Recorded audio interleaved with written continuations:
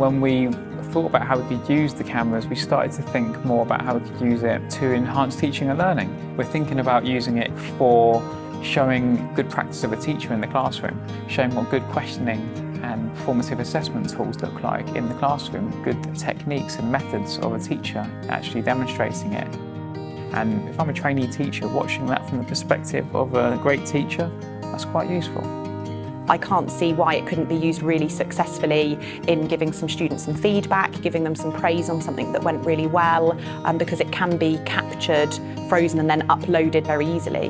We've seen the colour cams improve teaching and learning by employing them as a tool to capture demonstrations in particular. So in terms of evidence capturing machines, I think that's how we're starting to see them be used. It's a very easy piece of technology to use. When our digital leader talked me through it, it was literally on, off, record, start, stop. It was very easy to use.